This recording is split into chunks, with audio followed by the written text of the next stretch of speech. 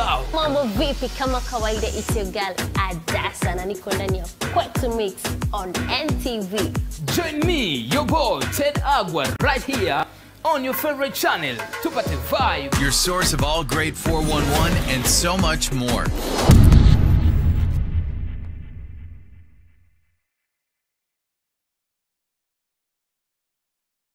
Along came love. Busco los rastros de huellas debajo de ramas.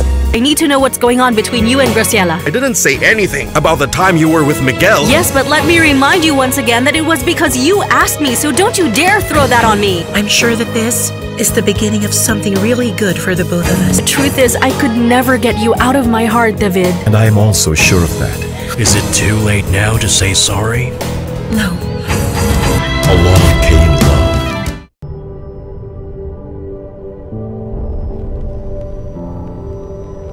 Beat sensitivity pain fast with Sensodyne Rapid Action for clinically proven relief in 60 seconds.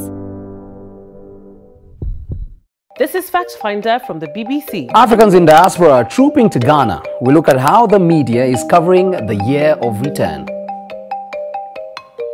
Africa Check digs into claims about Nigeria's garbage problem. We'll tell you what they found out. I think it cut across and affected very many people, and a lot of people are concerned. We hear from a Kenyan investigative journalist who tells us what it took to produce an explosive expose. And dance moves choreographed by artificial intelligence. The man behind it says it enhances dancers' creativity. For investment solutions, SMS INVEST to 22801. UAP Old Mutual. We've got you covered. Doing great things every day. Welcome to Good Life, where we are all about you. We know that health isn't just about getting rid of aches and pains when you are under the weather. It's more than just prescription refills and medication. It's all about going the extra mile for you. Whether it's our expert advice on skincare or nutrition, perhaps a quick lab test, an on-call doctor, or even basic vital checks like BMI, blood pressure, or blood sugar, we got you. You can also order from our website and enjoy delivery services. Walk into any of our 67 branches across Kenya today and start living the good life. Good Life, we are all about you.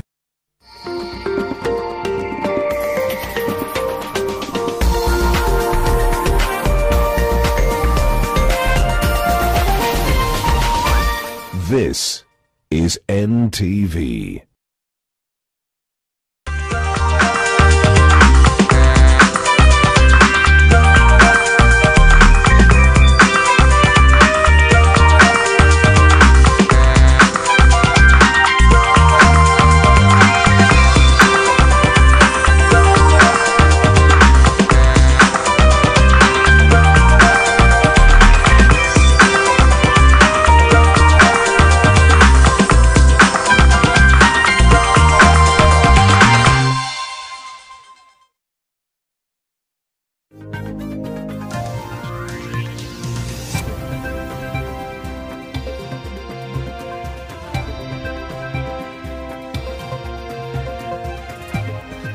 A very good afternoon to you. It's 1 o'clock on this Monday. I'm Smriti Vidyarthi. Good to have you with us.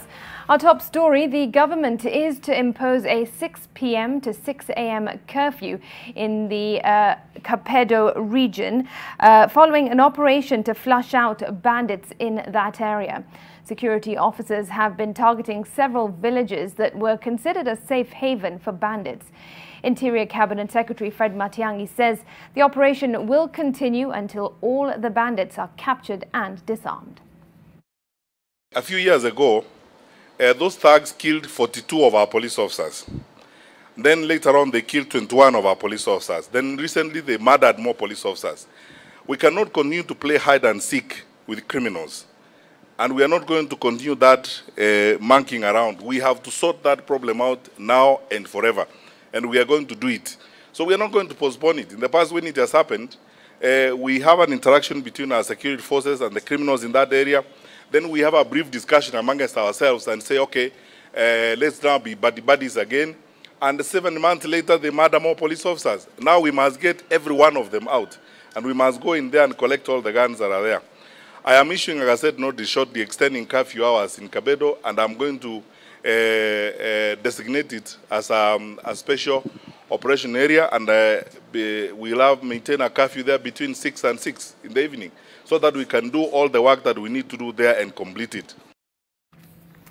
Now, reports from Mandera indicate that there is a fierce exchange of fire across the border in Somalia's border town of Beled Hawa.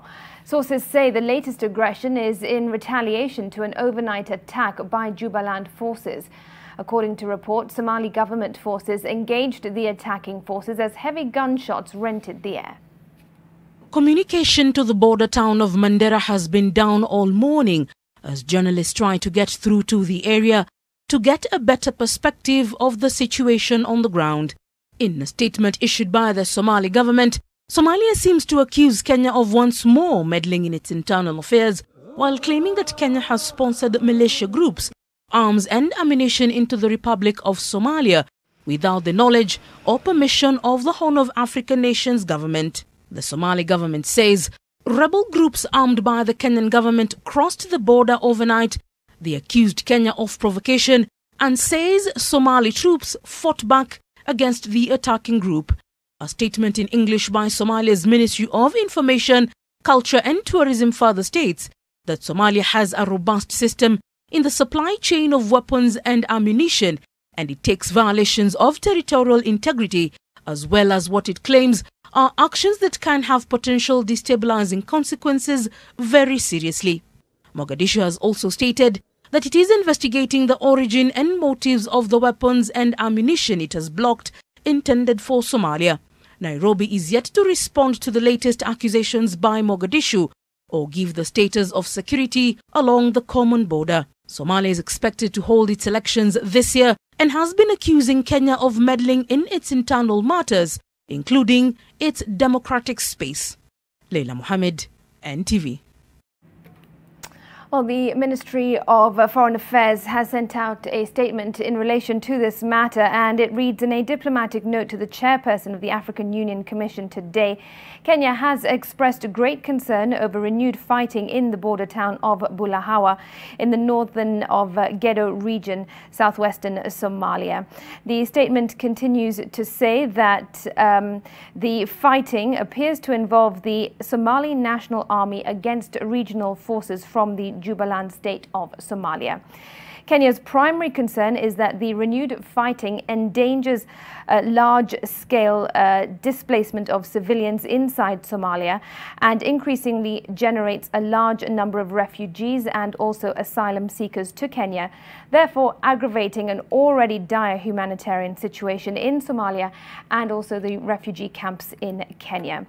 The statement continues and says in the note, Kenya calls for immediate cessation of the hostilities and a rapid return to normalcy consistent with the AU's calls and inspirations of silencing the guns in Africa by 2020 efforts. So that response there from the Ministry of Foreign Affairs. We'll bring you more details as and when they develop.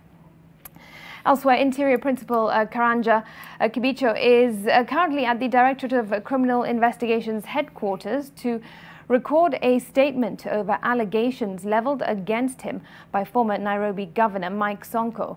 Sonko claims that Kibicho participated in fanning chaos in Nairobi during the 2017 elections.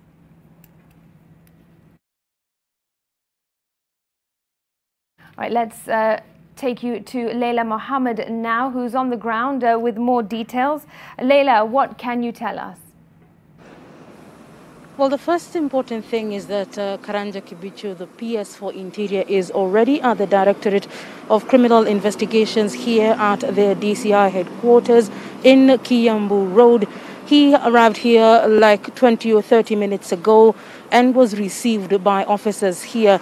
And he is expected to shed more light on the allegations laid against him by former Nairobi Governor Mike Mbuvi Sonko, whose sentiments seem to insinuate the existence of a deep state that has been engaging in dirty politics across the country.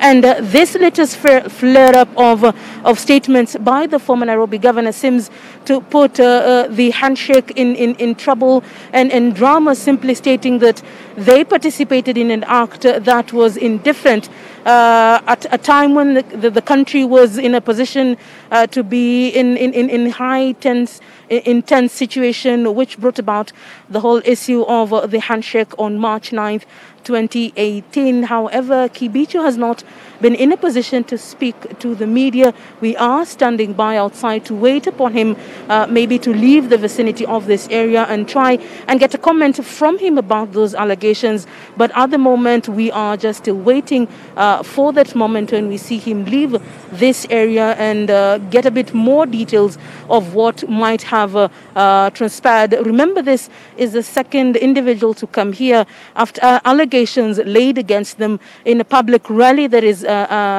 coordinated by the teams that have been in the Changa side of the public divide or the political divide. Last week we saw former Vice President Kalonzo Musyoka also come here based on allegations that were said by the current Deputy President of the Republic of Kenya.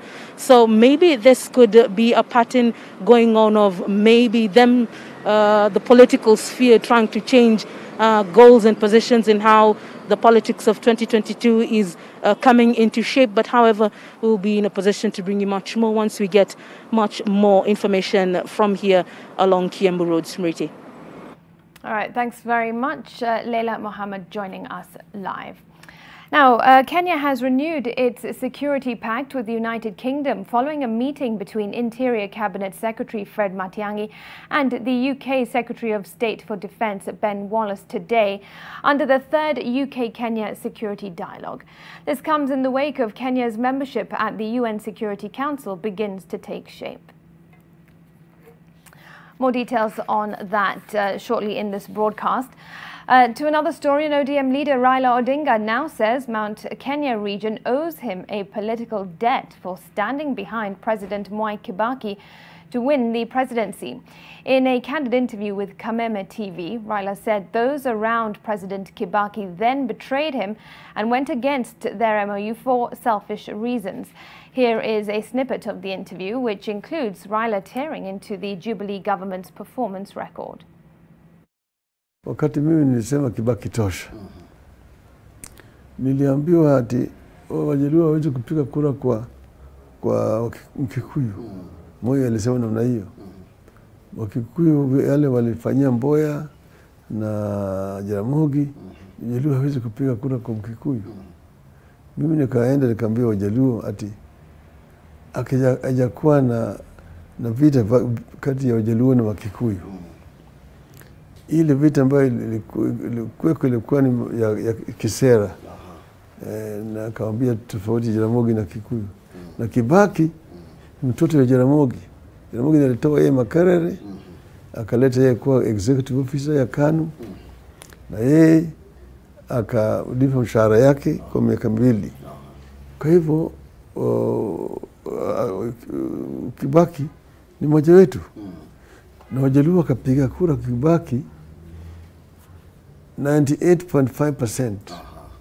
Hata Orengo alikuwa candidate, Kibaki alishinda yeye kwa hiyo uchaguzi. Na wakati mimi nilikuwa naenda na Kibaki, wakati Kibaki alikuwa ameumia, nikasema the captain is injured but the match can continue. Baada ya uchaguzi, mimi nilipokuwa naenda na Kibaki, kasindikisha Kibaki kwenda Odhaya. Tukapita na bendera hapo Chania, mto Chania. Ilikuwa ni mambo mengi kubwa zaidi.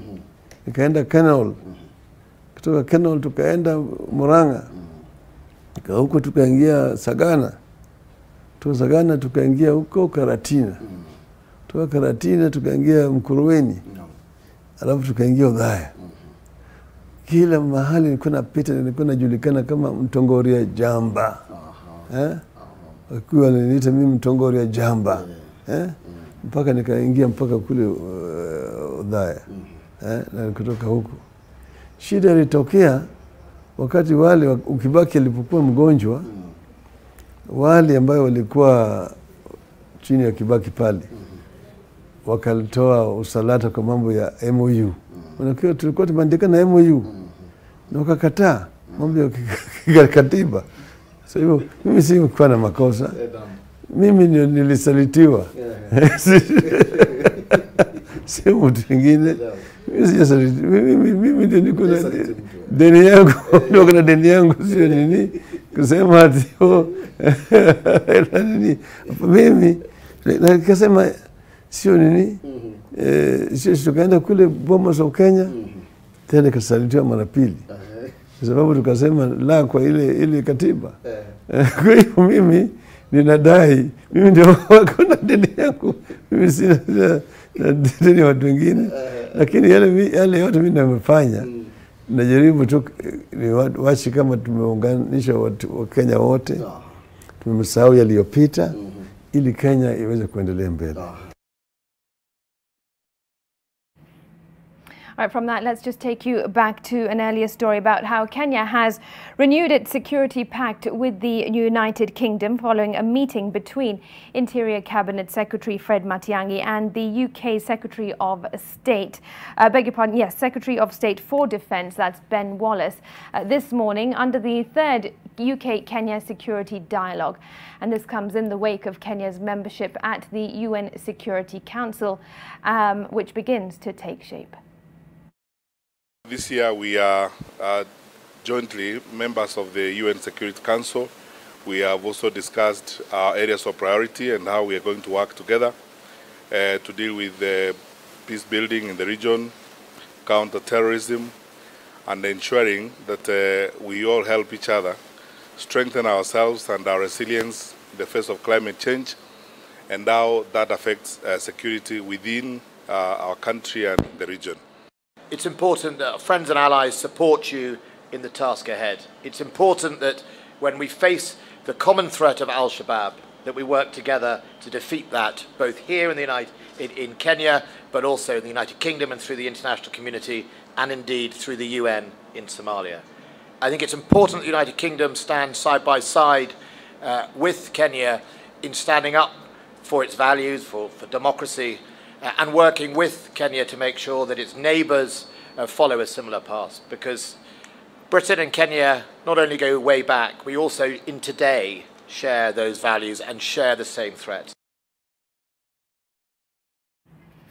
Now, Sunday schools, madrasas and religious learning gatherings within certain premises are set to resume today, January 25th. In a statement, the Interfaith Council says most places of worship have adhered strictly to the laid-out guidelines to prevent the spread of COVID-19, but there are a number of places that flout the guidelines. And after due consideration, the Council has indicated that religious leaders in Sunday schools and madrasas are to ensure the same guidelines applied to places of worship will be followed in the gathering of children, and these include enough hand washing or sanitation stations, the correct wearing of masks by all attendees, temperature checks, social distancing, seating arrangements, the avoidance of handshaking, and the avoidance of sharing of materials as well. Special care and attention must also be given to assist and guide the children present.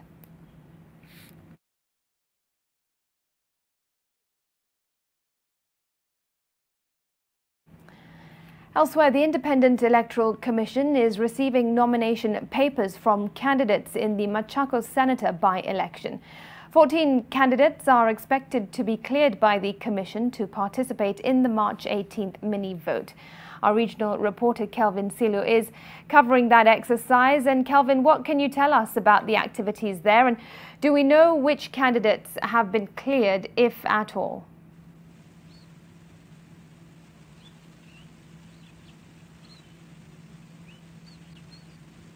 Thank you very much, Smriti. As you have just said, since morning we have been here to see the exercise through, which is for contesting of Machakos senatorial seat. And this is happening due to the death that was experienced by the people from Machakos, that is last year after their senator passed away. And so far we have only 5 candidates, which so far have been cleared, starting with somebody Munyambo Francis, who is an independent candidate. We also have Ndama Sebastian, who is also an independent candidate, and other 2.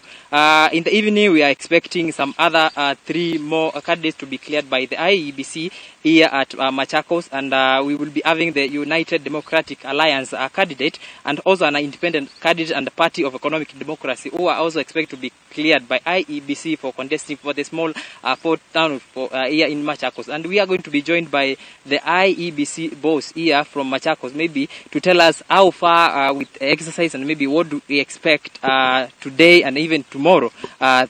Welcome. Just stand here. Maybe start by your name. We would like to know what your plans for these elections. Okay, thank you. My name is Joyce Wamalwa. I'm the returning officer for the Senate by-election, which will be held on 18th of March. I would like to confirm that today we have managed to clear 4 candidates, and we are expecting 5 more candidates to be cleared today. The process has been very peaceful. We want to thank the candidates who have turned up today, because to be very honest, they came in a very peaceful way. We have not experienced any challenge, and we want to tell them thank you so much. For the people of Machakos, we want to say that we expect a very peaceful campaign, and we want to appeal to all of our candidates to adhere to the code of conduct and to kindly appeal to their supporters to also adhere to the code of conduct. Thank you so much. We know that we have experienced in the country in the last 1 year, maybe COVID-19. How are they maybe going to conduct themselves according to IEBC?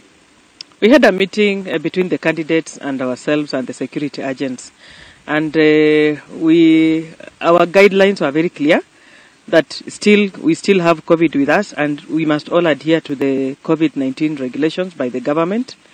We informed them that all their supporters must put on masks, and they should ensure that in all their campaigns they must adhere to the COVID regulations. Thank you very much. If you allow me, Smriti, I will be speaking to just one of the candidates who has been cleared here in this by-election, maybe to tell us what we expect, maybe if he goes through the elections. Yeah, thank you very much.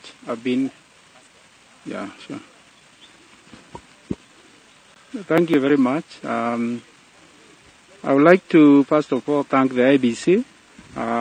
They have conducted this. Exercise professionally. They are very friendly people, so we are very grateful for that. For me, I've been cleared to contest the Senate seat, Muungano Party. That's my party, and we are starting the exercise from today. We are cleared. So thank you very much. Thank you very much, Smriti. From here in Machakos County, we will be here keeping an eye on what is going to unfold from today and even tomorrow, expecting that tomorrow we'll be having Wiper candidate, and also we'll be having some other candidate, 6 of them tomorrow. From here in Machakos County, back to you, Smriti. All right, Kelvin, thanks very much indeed. That's NTV's Kelvin Silo coming to us from Machakos, giving us an update on the upcoming by-elections. We're taking a quick break on NTV at 1. More when we return. Do stay with us.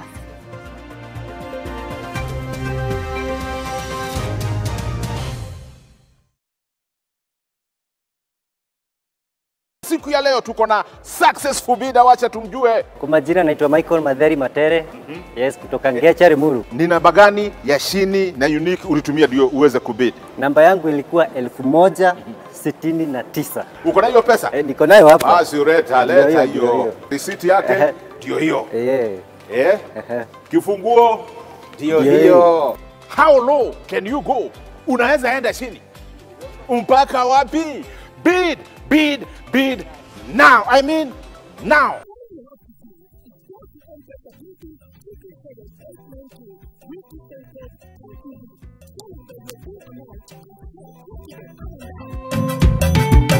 Ruiru Mabati Factory offers best quality Mabati at the most affordable prices. We pride in our 10 years experience. Our products have 15 years warranty and are KEBS certified. We manufacture box profile, Europe tile, Jenga tile, corrugated S profile, among others, in a wide variety of colors. Enjoy our free delivery in just 72 hours. To order, call us now on 0111 050 700. Ruiru Mabati Factory, Mali Safi kwa bei poa.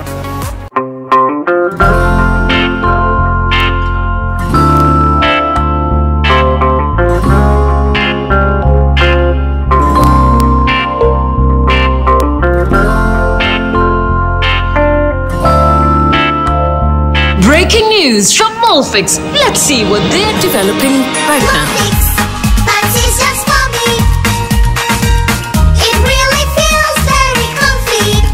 Molfix pants with anatomic fit technology. New Molfix pants, an invention from babies for babies. You should also try Molfix.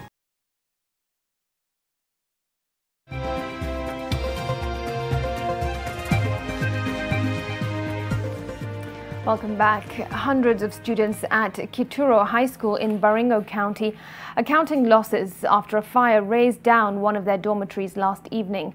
The fire started at around 9 p.m. and destroyed property of an unknown value, including bedding, uniforms and boxes belonging to students. The Baringo County Fire Department, along with the students and locals, came in handy to extinguish the fire, which nearly spread to the next dormitory. Authorities have launched investigations to ascertain the cause of the evening inferno. The same incident also happened in Timboroa Boys High School in Eldama Ravine, where a school dormitory was reduced to ashes.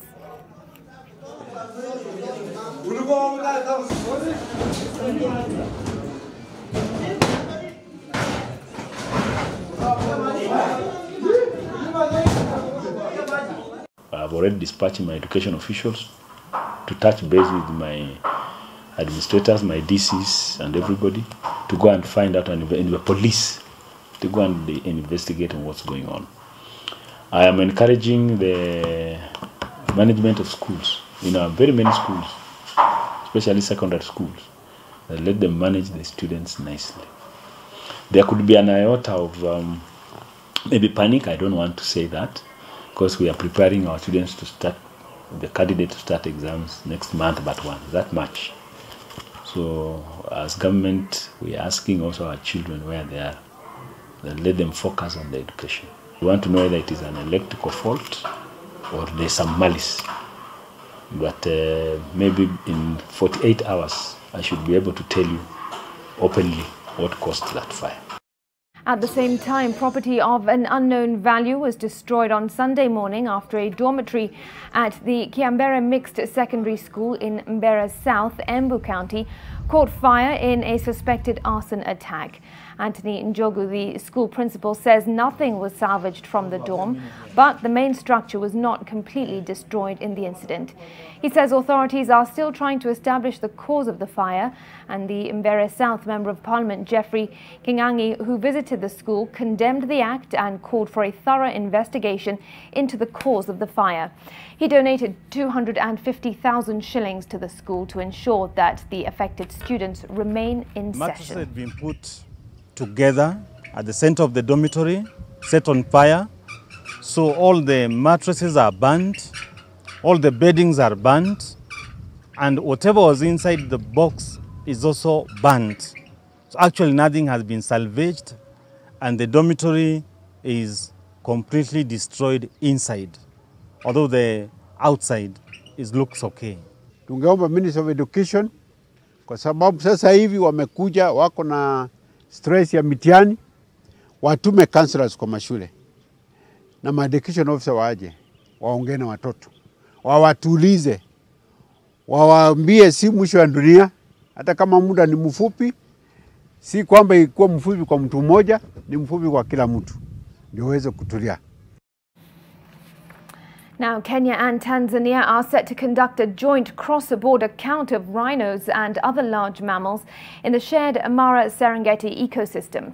The aerial census will seek to establish the wildlife population, trends and distribution, as well as foster border collaboration on the wildlife monitoring and management between the two East African countries. Ruth Samwe has more.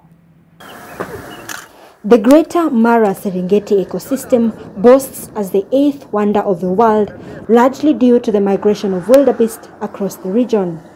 The annual spectacle attracts hundreds of visitors each year, but even with the income generated, the Conservancy has been faced with several challenges, including boundary disputes and climate and environmental changes that threaten the existence of its flora and fauna. As one of the conservation efforts, a meeting involving tourism stakeholders, environment experts and government representatives agreed to collect data on the rhino population across Kenya and Tanzania to enable the planning and management of wildlife security. There is population explosion around the Mara, around also the other part of Tanzania. There is human-wildlife conflict. There is poachers who are threatening those game reserves. They are there. And this call for all of us. That these are animals that don't respect political boundaries. These are animals that move from one side to the other. We're talking about the movement of 1.3 million wildebeest, moving over 2,000–3,000 kilometers total per year. So these are animals that experience this entire ecosystem in a very different way than the way that we experience it here. So being able to have a formalized understanding of how that happens between all partners is very important.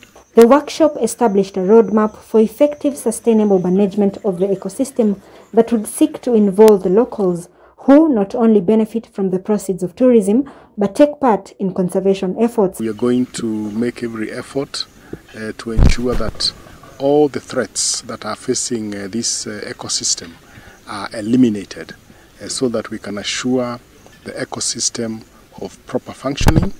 We can ensure the communities that live around the Mara, the communities that live around the Serengeti, of better livelihoods, because we are conserving for our public. Representatives from Kenya supported a petition to ban the fencing of private land around the reserve that curtails the free movement of migratory animals in search of pastures and breeding. The team recommended the implementation of precautionary zone of over 10 kilometers and a caveat imposed to land that is less than 5 acres in conservation areas to curtail fencing. Ruth Sarmui, NTV. All right, further afield and across the borders, tropical cyclone LOZ has hit Mozambique, leaving more than 9 people dead and several others injured. According to the Met Department, LOZ brought about a heavy downpour and strong winds, estimated to be moving at 130 kilometers per hour. This comes as the country was previously hit by 2 other cyclones 2 years ago, Cyclone Idai and Cyclone Kenneth. Despite being forced to seek shelter in this refuge, these families are grateful they survived Mother Nature's ravaging hand. Even as they prepare a communal meal, they still remain uncertain as to what the future holds, as they were forced out of their homes. Huge swathes of land in the city were flooded, with water seeping into homes and institutions, rendering some routes impassable. Cars were also submerged in water, with walls of certain buildings also collapsing. Electricity was also down in some parts of the city, with communication networks damaged. Tropical cyclone LOZ has left at least 9 people dead in the port city of Beira, with several others injured by falling trees and objects. The cyclone has caused a heavy downpour, with winds estimated at 130 kilometers per hour. The flood threat in the country still remains high, with citizens being urged to still take caution. The cyclone also hit neighboring countries Malawi and Zimbabwe. LOZ is expected to bring heavy rains in northern South Africa, a section of Botswana and Zimbabwe. Now, the alleged ringleader of Asia's biggest crime syndicate and one of the world's most wanted men has been arrested in the Netherlands, with Australian authorities pushing Sunday for his extradition to face trial. Police had been chasing alleged drug kingpin Tse Chi Lop, 57, for years until his arrest. Often compared to drug lords like El Chapo Guzman or Pablo Escobar, investigators accuse syndicate of dominating the $70 billion a year Asia-Pacific drug trade. Law enforcement officers believe the syndicate is funneling tons of meth, heroin and ketamine to at least a dozen countries from Japan to New Zealand. Tse is the prime target of Operation Kungur, a counter-narcotics investigation involving about 20 agencies from Asia, North America and Europe, all places that have served as markets or supply hubs for Tse's organization.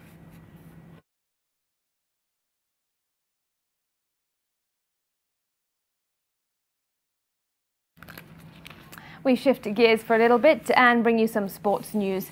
And in Los Angeles, murals were painted in tribute to basketball legend Kobe Bryant, who died a year ago with his daughter Gianna Bryant in a helicopter crash in California. Bryant, Gianna and 7 others were killed in the crash near Calabasas last January. Other victims of the crash included baseball coach John Altobelli, his wife Kerry and their daughter Alyssa, Sarah and Peyton Chester, a mother and daughter, basketball coach Christina Moser and pilot Ara Zobayan.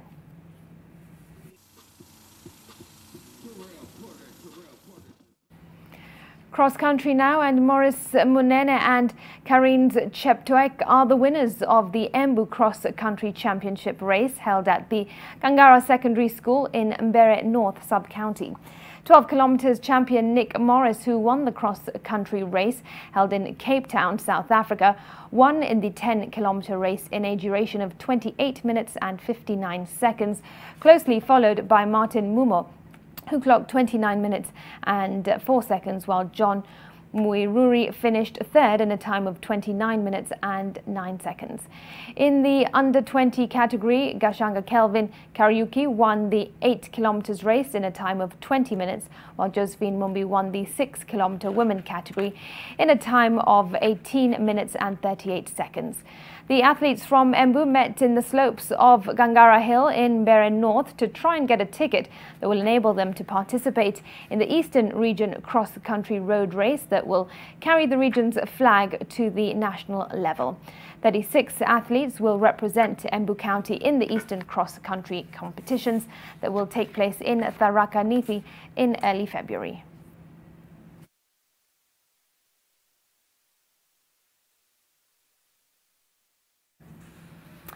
Football now, and Bruno Fernandes fired Manchester United into the FA Cup 5th round as his 78th minute free kick earned his side a 3-2 win over Liverpool at Old Trafford last night.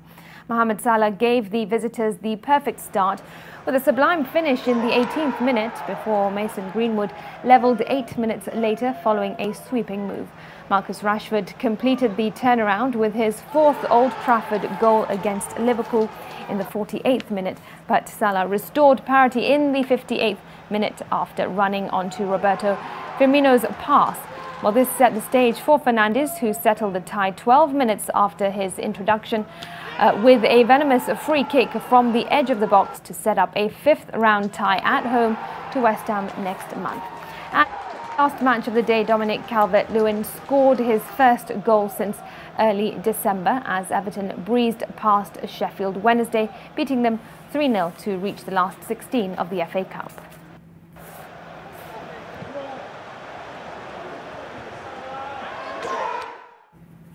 All right, that bit of sports news wraps up for NTV at 1. It's all we've got time for, but of course more news, business and sports coming your way at 7 o'clock and 9 o'clock. I'm Smriti Vidyarthi. Have yourselves a great afternoon.